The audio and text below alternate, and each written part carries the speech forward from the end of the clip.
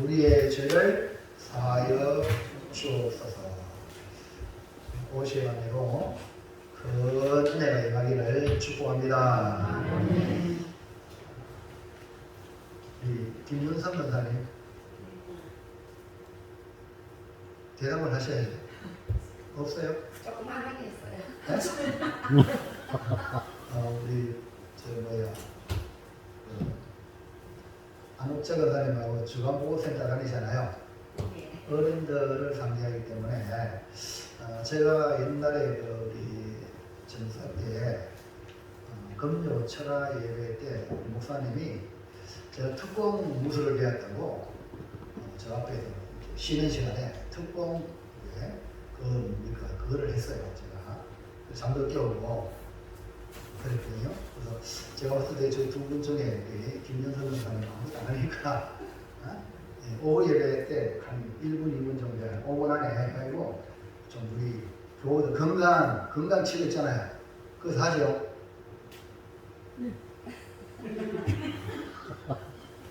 하잖아요. 그거 배워가지고 한 번씩 해서 예배 시간에 좀 즐겁게 그냥 하도록 준비하세요. 못합니다. 즐겁게 하면 안 돼요. 못하더라도 한번 해보겠습니다. 배우려고 하고 이러면 뭐 스트레칭 처음 보는 거 아니에요.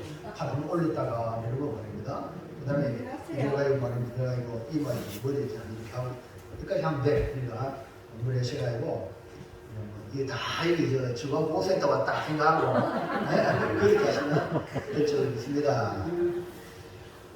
자, 오늘은요 우리 죄를 사하여 주옵소서인데요. 여러분 인간의 불행은 어디서 왔을까요? 인간이 처음 있었던 곳은 낙원입니다. 사람이 살기 가장 좋은 낙원에 있었는데요. 인류의 조상 아담 하와가 에덴 동산에 사람이 살기 가장 좋은 곳에 있었습니다. 하나님이 사람을 지으시고 얼마나 기뻐하셨더니 심히 좋았다나 하여 낙원에 있으면서 하나님과 교제할 수 있는 그런 공간을 주셨죠. 그런데 불행이 어디서 시작이 되었습니까? 하나님의 약속의 말씀을 버림으로부터 불행이 시작이 되었습니다. 그것이 뭡니까? 죄라고 말합니다. 죄를 가진 인간은 더 이상 하나님과 함께 낙원에 있을 수 없기에 에덴 동산에서 추방을 당하고 말았습니다. 그것도 하나님 은혜로 즉시 죽지 않고 살려주심은 하나님의 은혜였어요. 그리고 가족옷을 입혀주었죠? 그것도 은혜였어요. 여자의 후손을 보내주겠다는 것도 생명의 대를 이어갈 수 있는 것 은혜였어요. 이 모든 것이 구원의 약속으로 주신 것이니까 어찌 은혜가 아니겠습니까? 하나님이 아담을 찾아와 신방하심도 은혜였습니다. 여러분 신방 은혜인 줄을 믿으시기 바랍니다. 그래서 혹시나 나도 우리 목사님 신방받기 원합니다 하는 신방 언제든지 이렇게 얘기해서요. 그러면요 언제든지 신방 갈 준비를 하고 있습니다. 여자의 후손을 보내시겠다는 것, 가족옷을 입혀주신다는 것, 이 모든 것이 구원의 은혜, 약속이었다는 것이죠. 이것은 뭐냐? 구원을 전제 조건으로 우리의 죄 문제를 사해 주겠다. 그래서 제사함의 약속이 은혜입니다. 그래서 예수님이 가르쳐주신 기도의 이 5번째 기도의 제목, 간구의 제목이 죄를 사하여 달라는 것입니다. 주님이 가르쳐주신 기도는 우리의 절박함이 거기에 그대로 담겨 있는 거죠. 그래서 매일매일 간구해야 될 기도가 주기도문이에요. 무엇이냐면요, 우리에게 찾아오는 모든 불행의 원인이 바로 이 죄인데, 이 죄를 사함 받기 위하여 어떻게 해야 되냐? 우리의 죄를 사하여 주옵소서 라는 기도의 제목으로 은혜 받아서 날마다 여러분의 죄를 해결받아서 행복한 삶, 기쁨이 넘치는 삶이 되시기를 주의 이름으로 축복합니다. 첫째, 시작. 우리는 연약한 죄인이라는 것을 아십니까? 우리는 슈퍼맨이 아닙니다. 우리는 이 눈에 보이지 않는 바이러스 때문에 온 세계가 지금 초긴장합니다. 지금도 마스크 다 썼잖아요. 네? 어디서 올지를 몰라. 그렇게 의성 같은 데는 사람도 얼마 없는데 어디서 붙어가요? 요양병원에 퍼져가요. 난리를 나오죠. 그러니까 우리는 정말 약한 존재예요. 연약한 죄인이라는 거예요.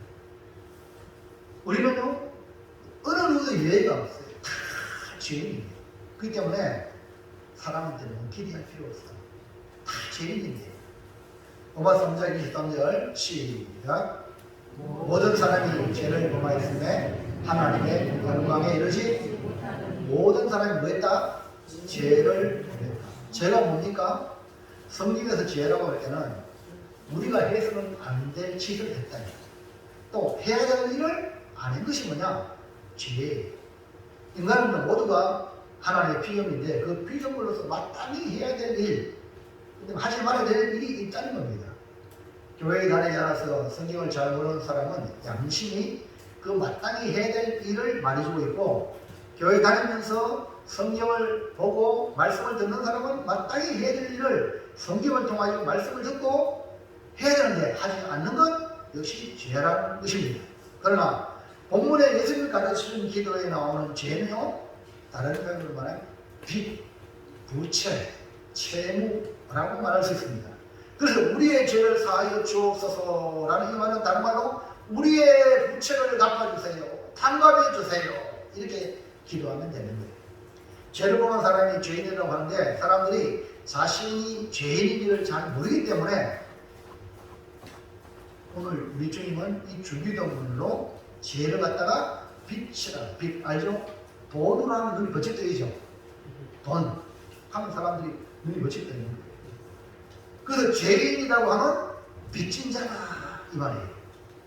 베드로가 예수님께 질문합니다. 형제가 죄를 범하면 몇 번까지 용서해야 됩니까? 보통 유대인들은 3번 정도예요.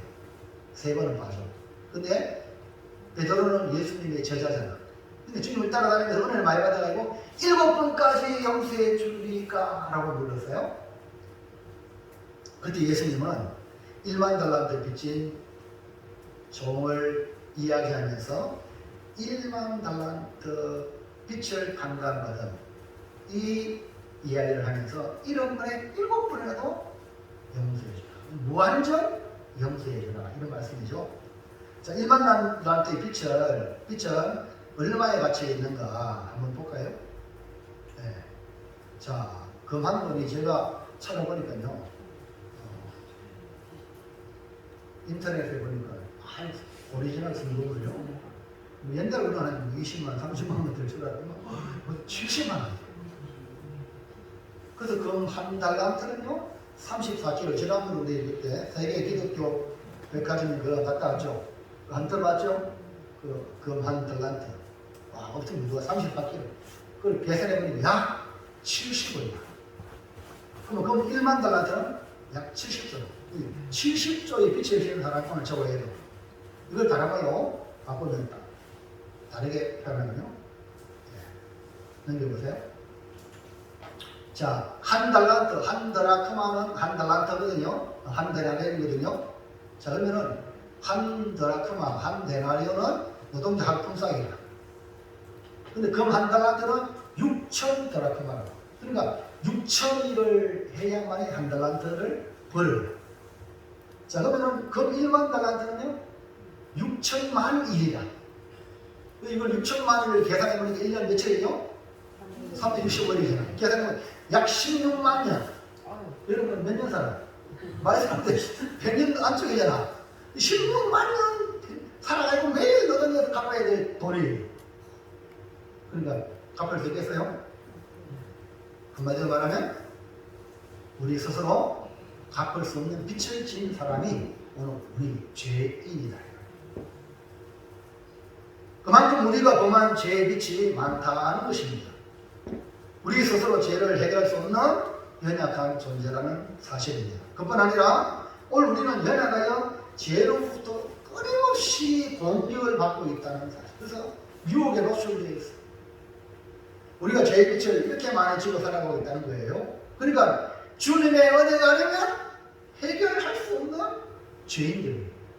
그러니까 주님 앞에 나와서 주여 은혜를 주 기도 안 하면 거기 교만합니다. 그러니까 주기도문 주님의 날에 기도 안 하면 그 교만합니다. 뭘 몰라서 안 하는 거예요. 그래서 날마다 우리 죄를 사해달라 기도하지 않을 수 없는 죄인이라는 것을 깨달으시기를 축복합니다. 우리 하나님 우리에게 긍휼히 여겨 단감히 주지 않으면 해결받을 수 없는데 이걸 깨달으면 인생이 달라져요. 이걸 못 깨달으니까 육적으로 살아가죠. 이거 오늘 좀 전에 보니까 누구지? 윤복희 그분이 은혜 받아가지고 성령 체험하고 지금 그가 간절히 바라는 빨리 주님 앞에 가는 거예요. 주님 앞에 가는 거예요. 주님이 날 데려오기를. 그거는요 여러분 다 육신을 다 있잖아요. 예? 아유 나 빨리 죽을래 해도 사람들 있잖아요. 주님이 가면 그걸 묻습니다. 그러나 이분은 그런 분이 아니에요. 간절 들어보면 아시겠지만. 예? 그러니까 우리가요 주님의 긍휼을 통해서 죄사함을 받는 이 긍휼의 은혜를 경험하면 자유예요. 우리는 날마다 주님의 십자가를 바라보지 않으면 살 수 없는 죄인이라는 것을 깨달으시기를 축복합니다. 아멘. 내 혼자 살 수 없다. 내 혼자 어찌할 수 없다. 날마다 주님의 은혜가 필요하다. 이걸 여러분이 깨달으시면요 이제 영적으로 철이 들었다. 자, 둘째 시작. 우리에게 죄 지은 자를 어떻게 해야 할까요? 네. 우리 연약한 존재 나만 그러면 우리 모든 사람이 다 죄인이라고 했잖아요. 그러니까 모든 사람이 다 죄인이기 때문에 옆에 있는 사람 여러분에게 죄를 지을 수 있어. 옆에 있는 사람 여러분에게 해코지 할 수 있어. 이해하시겠죠? 그거를 여러분이 인정을 해야 돼요. 실수할 수도 있고 잘못할 수도 있어. 근데 그럴 때에 나는 어떻게 해? 이게 중요해요. 우리 예수님을 꾸준히 믿었다는 사실은 이처럼 1만 달란트와 같은 죄의 빛을 탕감받았다는 사실입니다. 그것도 하나님의 긍휼하심으로 예수님의 십자가의 공로로 사함을 받았는데요. 과거의 지은 죄, 현재의 지은 죄, 미래의 지은 죄까지 다 주님의 보혈을 통해 죄 씻음 받은 겁니다. 그러니까 이게 얼마나 놀라운 은혜입니까? 죄의 빛, 네? 갚을 수 없는 죄의 빛을 우리 주님의 은혜로 갚았어요. 1만 달란트의 빛을 탕감받은 종이 집으로 돌아갔어요. 돌아갈 때 얼마나 기뻤을까? 네? 그동안에 빛으로 인한 마음의 고통은 이로 말할 수 없는데 탕감받으니까 날아갈 때 여러분 빛을 보는 분 계세요? 한번 빛을 보세요. 빛을 보시고 또 뭐 금융기관에는 좀 덜한데요. 네? 뭐래 개인적으로 뭐라면 사치 한번 써보세요. 아시죠 여러분? 빛을 주는 사람 못 만나요. 근데 이 1만 달란트를 탕감받았으니까 얼마나 기쁘겠는가. 근데 집에 가다가 보니까 내가 빌려준 돈을 빚진 동료를 만났어요. 그것도 100대나리야. 한 3개월 10일치 되는 돈이. 근데 왜 안 갚느냐고 고발해가 오게 받아들었어요. 1만 달란트에 비하면 비교한테는 아주 적은 돈인데 자기의 동료임에도 불구하고 오게 받으면 확하는 일을 하고 말았어요. 혹시 여러분 중에 여러분 잘 아는 친구들, 동료들 중에 돈을 빌려주는데 못 받은 분 있죠? 없어요? 아마 있을 거예요. 오늘 이 말씀을 통해서 그것을 여러분 탕감의 자유가 임하기를 축복합니다. 받으려고 생각 안 하면 여러분 자유가 안 됩니다. 그러나 안 주나 하면 이제 곤란해요. 오늘 말씀 잘 들으세요. 그래서 막 고발하고 막 오게 가는 거였어. 지는 1만 달란트 탕감 받았는데 그 100달러를 얼마 되는 거. 이 소식이 주인에게 알려지게 됐어요. 주인이 어떻게 했을까? 마태복음 18장 할까요? 32절에 시작. 이에 주인이 그를 불러다가 말하되 악한 종아 네가 빌기에 내가 내 빛을 전부 탕감하여 주었거든. 너는 악한 종이다. 아니 악한 짓 한 거 아니에요. 맞죠? 돈 빌리도 못 받아가지고 민발 내놔라 해가지고 안 주네? 그래 한국에 쉽게 말 옥에 가든 고발에 가는 거예요. 어떻게 보면 합법적이죠. 인간적으로 봤을 때. 그러나 1만 달란트의 빚을 탕감받은 자가 할 짓은 아니라는. 그래서 할 짓이 아닌데 이걸 갖다가 뭐래? 악한 종이 되었어. 여러분 은혜 받고 은혜 받았던 하나님 여러분들이 다른 사람들에게 악하게 행동하는 이렇게 내 돈 왜 안 가져오냐 깨먹으려 하네 이렇게 하면 약한 짓이에요. 여러분 은혜 받은 사람답게 사시길 바랍니다. 혹시 여러분 마음속에 아직도 내가 빚을 되는데 못 받은 분 있거든요. 오늘 입으로 이 시간으로 마음으로 이미 탕감해 버렸어요. 갚아주면 더 좋고 할렐루야 아멘. 그러면 여러분이 1만 달란트의 은혜를 가지고 살아갈 수 있어요. 이 사람은 분명히 자기 합법적으로 돈 내놔라 해서 안 줍니까? 신고했을 뿐이에요. 그런데 1만 달란트 빚을 탕감받은 자는 주인 앞에 악한 종이라는 이름을 얻게 되죠. 그 다음에 33절 시작. 내가 너를 불쌍히 같이 너도 내 동료를 불쌍히 마땅하지 아니하냐 하고. 그러므로 여러분 1만 달란트 빚을 탕감받은 죄사함을 받은 사람은 다른 사람의 죄를 용서해 줘야 됩니다. 아직까지 용서 안 해주고 죽어봐야 하면요 하나님이 너 악한 종이다 이거 악한 종. 예? 용서 못할 사람이 없어요. 은혜 받은 사람은 용서 안 돼? 그러면 하지 뭐 용서 안 된다 이 말이에요. 용서 안 될 사람은 다 용서해 주기 바랍니다. 그게 안 해놨어요. 용서 안 돼요. 그날 용서 안 돼. 그날 용서 안 되지. 인간적으로 어떻게 용서해? 인간적으로 용서 안 돼. 그러나 내가 받은 은혜를 생각하면 아무것도 아니라 아까 말했지 1만 달란트 16만 년 일해야 갚을 그 빚을 주님이 십자가 못 박혀가지고 해줬잖아요. 이걸 믿으면 여러분 용서 못할 일이 없다는 거예요. 오늘 이것이 바로 주인이 하는 말이에요. 내가 너를 불쌍히 여겼지. 주님 말씀은 내가 너를 불쌍히 여겼잖아. 너도 네 동료를 불쌍히 여기라. 그러므로 우리는요 예수님 말씀대로 우리에게 죄를 지은 자를 용서해 줘야 한다 이 말이죠. 우리가 잘못하면 1만 달란트 빚을 탕감받아 놓고도 이 사람처럼 감사하지 못하면 동료 100단위로는 안 받는다고 옥에 쳐넣을 수 있습니다. 그래서 주님은 어떤 교훈을 줍니까? 18장 35절에 시작. 너희가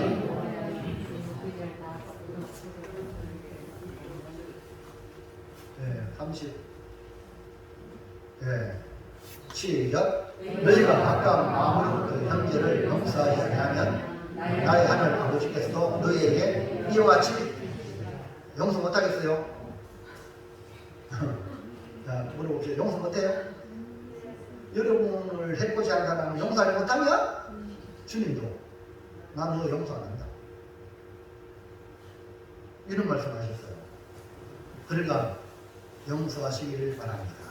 용서도요 내 힘으로 안 돼. 주님의 은혜로.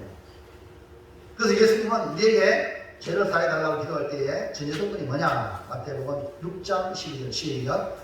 우리가 우리에게 죄 지은 죄를 사하여 준 것 같이 우리 죄를 사하여 주시옵소서. 그러니까 우리가 우리에게 죄 지은 죄를 사하여 줬다. 여러분 사하여 주면 다시는 기억하지 마세요. 또 꺼내가지고 이거 아니에요. 용서 못했다는 증거예요. 이제 과거를 묻지 마세요. 용서는 그냥 하면 다 흘러간 거야. 용서해주고 끝나는 거야. 우리 오늘 하루의 삶을 행복하게 만들어가야 되는데 왜 과거에 내가 불행한 삶을 사냐 이 말이에요. 그래서 지금 세상 많은 사람들도 불행의 늪에 빠져 있어요. 왜 그러냐? 과거에 피해받은 거, 그 피해에 벗어나지 못하게 돼요. 우리에게 죄를 지은 자를 저주하거나 보복의 대상이 아니라 뭐라고 말하냐? 용서의 대상이다. 여러분에게 잘못한 사람, 잘못해서 여러분이 눈물을 흘리고 고통 때문에 피를 흘릴 수 있어요. 그런데 그 일이 도리어 주님으로부터 용서받을 수 있는 기쁨을 누리는 기회라는 사실을 아십니까? 여러분 주변에 전부 다 착한 사람이고 전부 다 잘해주는 사람, 여러분 그러면 주님의 용서의 은혜를 몰라. 그러나 여러분한테 해코지하고 어려움 있을 때 그 영혼을 용서해 주면 내가 이렇게 주님 앞에 용서받았다. 할렐루야. 이걸 경험하는 거예요. 사람은 다 죄인입니다. 완벽한 사람 없어요. 실수 안 하는 사람 없다니까요. 그래서 우리에게 죄 지은 자를 사하여 주는 용서의 훈련을 우리 주님이 필요하게 했어요. 우리에게 옆에 사람을 통해서 어려움을 주기로 합니다. 여러분, 애굽의 총리 요셉을 보십시오. 요셉을 통해서 무엇을 보여줍니까? 용서와 사랑이 아닙니까? 하나님 역사에 쓰임 많은 사람들은 이와 같이 용서와 사랑이 있는 것입니다. 그래서 요셉은 형들을 용서했을 뿐 아니라 그 형들의 가족들 가장 살기 좋은 고생 땅에서 살아가도록 끝까지 돌봐주는 사람이 누구야? 요셉입니다. 자기한테 해코지 했는데 끝까지 돌봐줬다니까요. 이게 뭐냐? 주님으로부터 은혜 받은 사람의 삶이지 않습니까? 다윗 보세요. 다윗은요 이락 부국 중심이었어요. 그런데 사울왕이 시기해가지고 얼마나 많이 죽이려고 그렇게 혈안이 되었습니까? 군사를 동원해가지고 다윗을 이잡듯이 잡아 죽이려고 그랬어요. 그런데 다윗이 사울왕을 죽일 수 있는 기회가 여러 번 있었어요. 그런데 다윗은 용서해 주었어요. 아니 하나님이 기름 부어 세운 정말 제가 어찌 손대겠냐? 용서해 주었어요. 그리고 하나님께 맡기고 죽이지 않았어요. 그래서 위대한 다윗이 되고 메시아 왕국의 표상으로 성군 다윗이 된 거 아닙니까? 또 우리가 믿는 주님 보세요.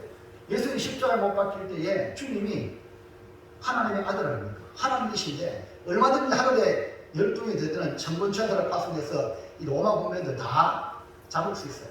그런데 주님은 그러지 않아요. 못 박히시면서 저들의 일들을 알지 못하는 용서해야 된다. 우리 주님이 그렇게 했단 말이에요. 그리고 우리가 주님 따라가야 되겠죠? 또 자신을 향해 이를 갈면서 돌을 던진 이 무리들을 향하여서지만은 저주하지 않고 용서를 구할 때에 어떤 일이 벌어집니까? 그 박해자 사울이 변하여 이방의 사도 바울이 된 것입니다. 네, 오늘 특별히 우리나라에 선교로 왔던 토마스 선교사 얘기를 합니다. 토마스 선교사는 미국 상선 제너럴 셔먼호를 타고 왔는데요. 통역관으로 와서 한국에 이 조선의 복음을 전하려고 왔습니다. 1866년 9월 1일 날 또한 그 대동강변에 배를 받아들이지 않는다. 흥성대원군이 태국 정치를 했기 때문에 그래서 또한 전쟁이 일어난 쪽이 싸움이 일어나고 배는 자초되고 공비에서 불타고 그랬어요. 고함과 총성 소리가 이제 아수라하게 된 것이죠. 이번에 뭐 테러 해가지고 아프가니스탄에 우리 미국이 12명 죽고 많은 사람이 죽은 것처럼. 그런데 그 불타는 배에 예수로 부르짖는 사람이 있었어요. 그 한 청년이 성경책을 붙들어 던지면서 예수 다 던지고 난 뒤에 마지막 성경책 한 권을 안고 강물로 뛰어 생포되고 말았어요. 그때 조선병사 박충건이 칼을 뽑아서 죽이려고 다가오자 죽음을 직감한 이 청년은 웃으면서 그에게 성경을 건네주었어요. 그리고 무릎을 꿇고 마지막 기도를 한 후에 27세라는 젊은 나이에 순교하고 말았어요. 그러니까 한국에 와가지고 조선에 와가지고 성경책 전해주는 것으로 선교가 망한된 거예요. 그러면 어떤 선교학자는 이건 뭐 선교냐 이게 그러나 보수적인 우리는 아니라 선교 이것도 선교다. 그가 바로 로버트 토마스 선교사입니다. 이 토마스를 죽인 이 박충근은요 그 토마스 선교사가 건네준 이 책을 주워들고 성경인지도 모르고 집에 들어와 가족에게 이렇게 말합니다. 내가 오늘 서양 사람 하나를 죽였는데 아무리 생각해도 이상한 점이 있다. 내가 그를 찌르려고 할 때에 그는 두 손을 마주 잡고 무슨 말을 한 후에 웃으면서 채간문을 내밀며 받아갈 뻔했다. 결국 그를 죽이긴 했지만 그 책을 받지 않을 수가 없어서 가지고 왔다. 그에게 성경을 받았던 친구는 훗날 평양교회의 장로가 됐다. 토마스 선교사가 배에서 뿌린 성경을 준 많은 사람들이 상당수 있었는데 그 당시 20세였던 이신영이라는 여인도 성경을 알아서 지배하는데 그 후에 그녀는 평양 최초의 여자 교인이 되었고요. 그의 아들 이덕환도 평양 장대인 교회의 장로로 신임하게 됩니다. 제너레이션을 구경하러 대동강에 나온 11살 소녀 최진왕도 토마스 선교사 뿌린 성경 3권을 들고 돌아왔는데요. 당시 영문조사로 있던 박영식은 성경책의 이 종이 질이 좋아, 성경책 질이 좋아가지고 벌이 아까워서 한자한자 뜯어가지고 벽을 벽지를 딱 이렇게 붙였어요. 근데 이 소년이었던 이 최치랑이가 성인이 되어가지고 1891년도에 널다리골에 있는 박영식의 집을 매입을 해서 그 집을 여관으로 경영을 하게 되었어요. 훗날 복음전화교회 평양을 방문한 모펫 선교사와 한석진 조사가 우연히 그 여관에 들어갔어요. 여관에 머물러 보니까 여관에 들어가 보니까 뭐 했어? 오, 벽에 뭐 했습니까? 성경을 탐창 깜짝 놀랐어요.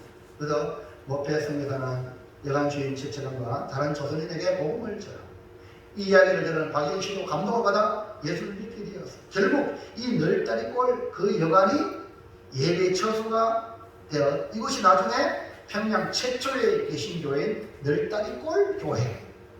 이 널다리골 교회가 바로 장대현 교회, 평양 대부흥운동을 일으켰던 장대현 교회가 되었어요.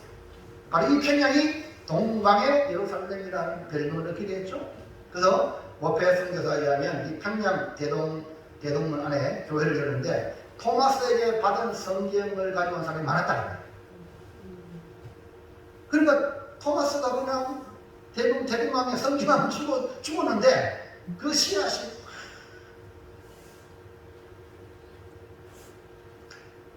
모페 선교사의 아들이 그 아들이 1975년 5월 6일자로 코리아 헤럴드에 이렇게 기록을 했습니다.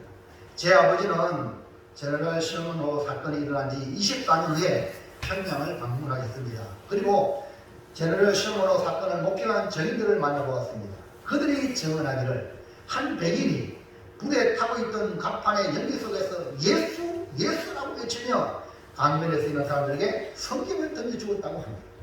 여러분, 복음에 헌신했던 토마스 선교사는요, 그 생애가 아주 짧았어요. 그렇지만 눈부신 사건입니다. 토마스가 살아있는 동안 그의 현실은 미미해 보였을지 몰라도 그가 떠난 후에 수많은 그리스도인들에게 놀라운 영향을 미쳤어요. 1932년 세워진 토마스 선교사 기념 예배당에 뭐라고 했는지 한번 볼까요? 시 한번 읽어보겠습니다. 토마스 선교사 기념 예배당 저축돌의 시작. 선교자의 피는 교회를 세우는 씨앗이고 씨앗이 땅에 떨어져 죽지 아니하면 열매를 맺을 수 없느니라. 토마스 선교사는 자기에게 칼을 내리치는 자에게 우선입니다. 성경을 건네주고 기도하고 숨깁니다. 그때 이 토마스 선교사가 어떤 길이 있을까? 자기를 찌르는 자, 알지 못한 자들을 용서해달라고, 그리고 그들이 이 성경책을 통해서 복음을 알게 되려고 기도하지 않겠어요? 그 기도로 한 분이 만약에 이 주변으로 저주받을 것 같다 이렇게 했으면 될까요? 서대만이 사울에게 저 주변으로 이랬을까요? 용서해달라. 여러분을 목숨을 앗아가는 자가 있을지라도 용서할 수 있는 힘이 있기를 주의 이름으로 축복합니다. 아직까지 용서하지 못한 사람이 있습니까? 오늘 이 시간 이후로 용서해 버리시기 바랍니다. 상대방이 나한테 용서를 빌려 오지 않아도 여러분이 아예 지금 나는 주님의 십자가에 보이는 은총으로 용서받은 자라고 믿어지면 용서해 버렸어요. 여러분 진짜 복음이 내 안에 있으면 용서가 절로 되는 거예요. 그래서 그런 자에게 놀라운 일을 주님이 이루실 줄로 믿습니다. 마지막 셋째, 시작. 우리 죄를 사함하는 일은 우리가 죄 사함 받아야 됩니까? 모든 불행의 원인이 죄인데 어떻게 사함 받을까요? 죄는 지키는 쉬워요. 해결하기는 어렵습니다. 왜 어렵습니까? 로마서 6장 23절 상반절 시작. 죄의 값은 죄는요 사망이에요. 해결할 수가 없어요. 아담에게 하신 하나님의 말씀은 선악과를 얻으면 정령 반드시 죽으리라 하셨기 때문에 죄 해결은 죽음밖에 없는 거예요. 우리가 살면 살수록 죄를 짓고 살아갑니다. 사는 만큼 더 많은 죄를 짓기 때문에 죄인임을 스스로 인정하지 않을 수가 없습니다. 아무리 고행을 하고 수행을 하고 수련을 해도 죄를 해결할 수 없습니다. 여러분 잘 알잖아요. 성칠선입니다. 그렇게 등짝에 땅에 대지 않고 앉아서 수행하면서 20년 동안 지냈던 그도 나는 내 죄가 성리산보다 크다. 나는 지옥 간다. 이걸 알았어요. 여러분은 알고 있습니까? 매일매일 살면서 죄를 짓는데 그걸 인식을 못하는 거예요. 그럼 안 되는 거예요. 오늘 주기도문 가르쳐줬잖아요. 매일매일 주기도문에 매일매일 죄를 짓기 때문에 우리가 우리에게 죄의 죄를 용서하는 것처럼 우리 죄를 사해달라고 기도해야 된다는 거예요. 근데 예수 믿으면 죄사함과 인정하는 죄 없다고 하는 그가 죄가 더 많은 거예요. 이걸 모릅니까? 그럼 오늘 이 말씀을 통해서 여러분 깨달으시고 다른 사람 약점 찾고 이러지 말고 내 죄를 찾고 내 죄를 그래야 용서해 주세요 하고 나옵니다. 여러분 사람의 방법으로 죄를 해결할 수 없어요. 근데 이 사람이 안 되는 이 불가능한 방법을 누가 하셔요? 우리 하나님이 하십니다. 부자가 천국 못 들어갑니다. 어떻게 못 들어가냐? 부자가 천국 들어가니 낙타가 발을 끌어 들어가는 게 쉽다. 그러니까 아무도 이거 누가 그랬냐고. 주님 말했잖아요. 사람으로는 할 수 없지만 하나님은 할 수 있다. 우리가 불가능한 건 우리 안 되지만 누가 해요? 하나님이 하신다고 믿는 거예요. 이모가 이사님, 아멘? 아프면 병원 간다고 그랬죠. 오늘 윤복희 그사 말 들었죠. 병원 갔습니까? 돈에 병을 치료하는 몰핀, 진통제 먹었어요? 안 먹고 고통 속에 하나님을 바라보며 나가니까 힘들겠잖아요. 이게 하나님의 역사예요. 여러분이 자꾸 사람을 의존하고 평을 의존, 그러면 안 돼요. 의사를 통해서, 약을 통해서도 하나님이 고쳐주세요. 이렇게 하나님을 의지해야 되지, 약을 의지하고 의사를 의지하면 안 돼. 그거 아니에요. 그건 불신앙이지, 불신앙. 하나님을 의지하고, 하나님 의사 성격 중에 약을 통해 어떻게든지 하나님 고쳐주세요. 아멘입니까? 이것이 신앙이에요. 그래서 우리 하나님은 전능하신 분이에요. 그러면 어떻게 하나님이 가능하게 하시는가? 그 길이 뭔가 1번 시작. 나를 대신하시는 십자가에 죽으신 예수님. 여러분 예수님의 보혈만이 우리 인생의 모든 불행의 원인인 죄를 해결할 수 있다는 거예요. 그러니까 여러분 주님의 보혈을 의지하시기 바랍니다. 네? 죄상 받는 길은 오직 예수님의 보혈밖에 없어요. 예수님 내리신 죽으심으로 말미암아 죄 문제를 해결합니다. 죄는 죽음으로만이 해결할 수 있기 때문에 예수님이 죽으시다는 거예요. 에베소 1장 7절 시작. 우리는 그리스도 안에서 그의 은혜의 풍성함을 따라 그의 피로 말미암아 속량 곧 제사함을 받았느니라. 그의 피로 말미암아, 그의 피가 누구 피입니까? 예수님의 보혈의 피로. 그 피로 말미암아 우리 죄가 사함받았다. 이것이 하나님의 은혜입니다. 로마서 10장 9절에 시작. 네가 만일 내 입으로 예수를 주로 시인하며 또 하나님께서 그를 죽은 자 가운데서 살리신 것을 내 마음에 믿으면 구원을 받으리라. 여러분 구원은 제사함입니다.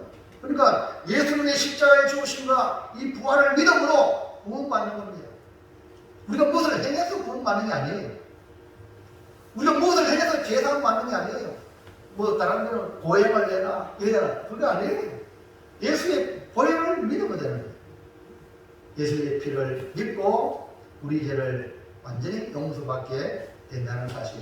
예수님이 죽으심으로 그 보혈의 값으로 우리가 죄사함 받았다. 부채를 탕감받았다는 사실입니다. 그래서 십자가의 벌을 통해 받는 죄 용서는 우리의 모든 죄악을 완전히 흰눈같이 양털같이 깨끗하게 제거하게 해주신다. 주의 보혈을 의지하시기 바랍니다.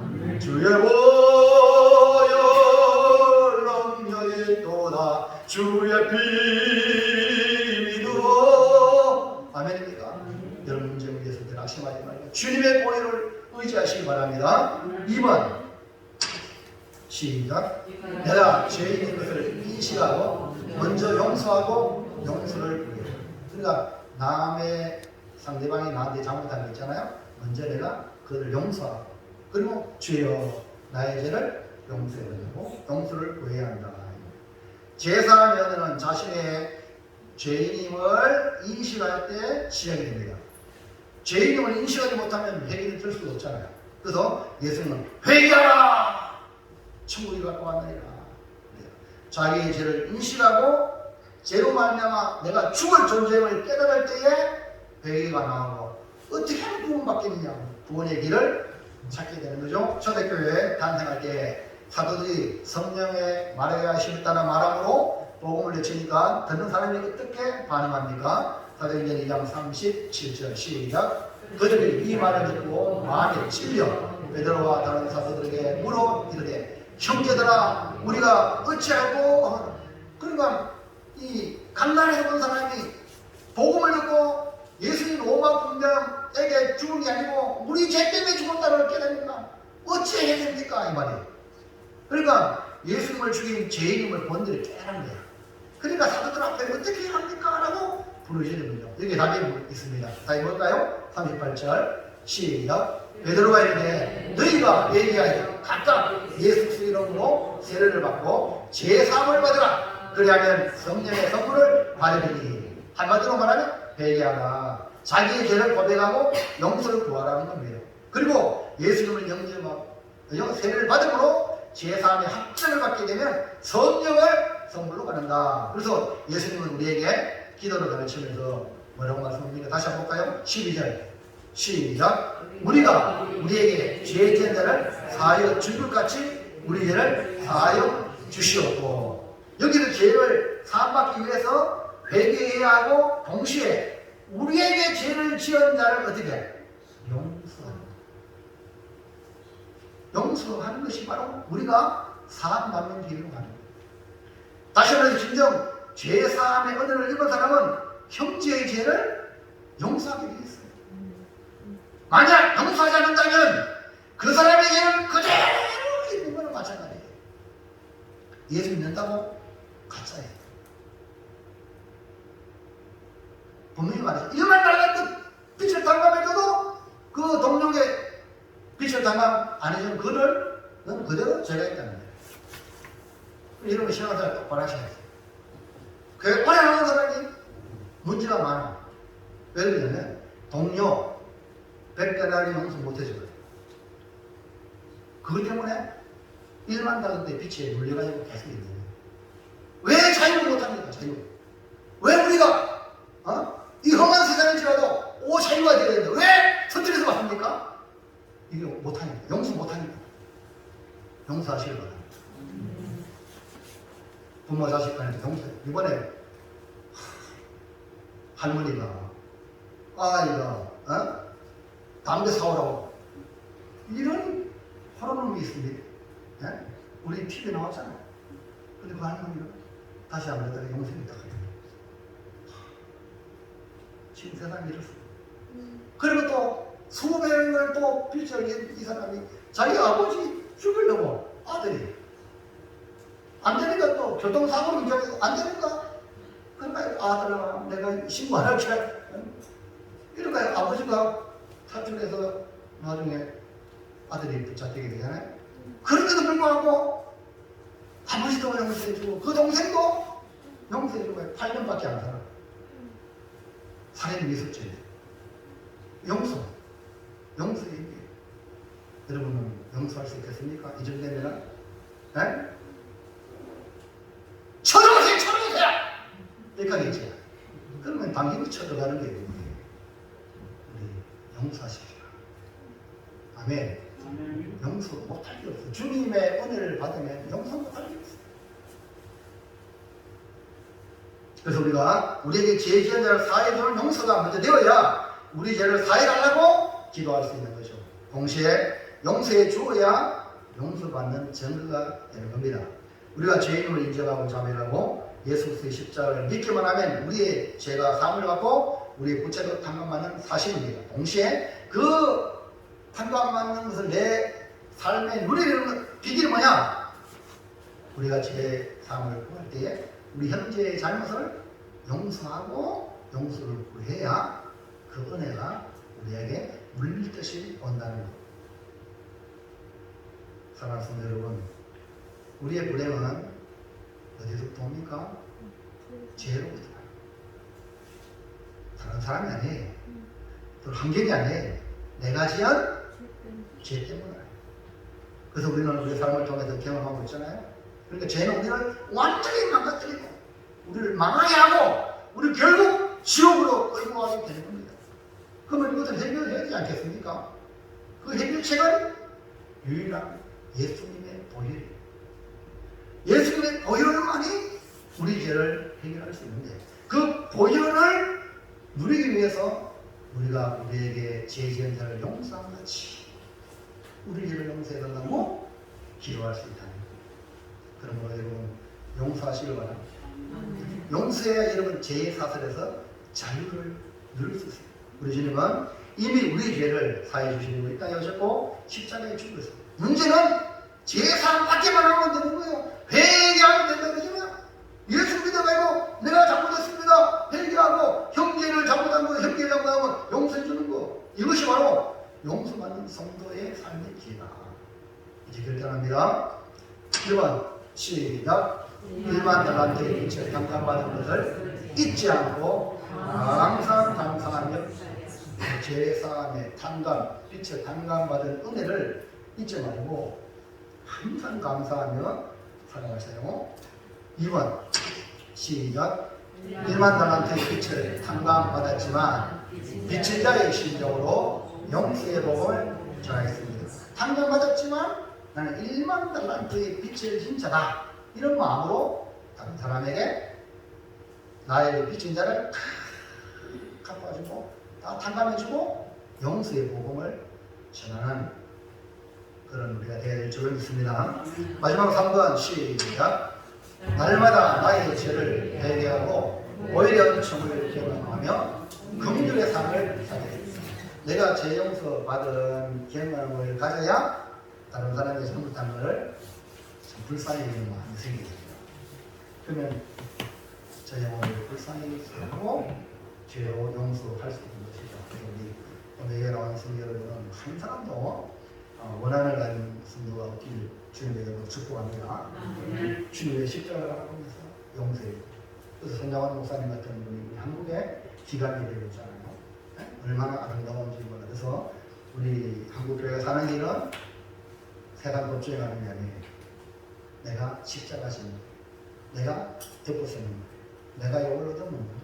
그런 공동체의 사람들이 많으면 많을수록 그 교회는 빛이 되고 소금으로 맛이 나고 많은 사람들이 부럽대같이 몰려들게 될 것입니다.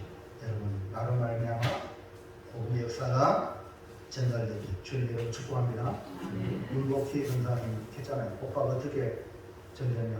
교회 나오라고 말하는 게 아니라 삶으로 오빠를 마치 감동시켜요. 자기가 날 교회 들어가라. 그렇잖아요. 말 안 해도 삶으로 기도하고 삶으로. 아멘입니까? 그래서 전도하지 못한다는 것은 내가 삶으로 보여주지 못하고 기도하지 않았기 때문에 그 한 영혼을 정리 기도한다고 그러죠. 그 한 사람이 바뀌면 폐하분이 바뀐다고 그러잖아요. 여러분 지금 누굴 위해서 기도하고 있습니까? 전도 대상자를 위해서 기도하고 있습니까? 그 사람이 바뀌면 놀라운 하늘나라가 이루어진다는 기대를 가지고 기도를 시작하시기를 축복합니다. 기도하겠습니다. 하나님 감사합니다. 오늘 주시는 말씀을 통해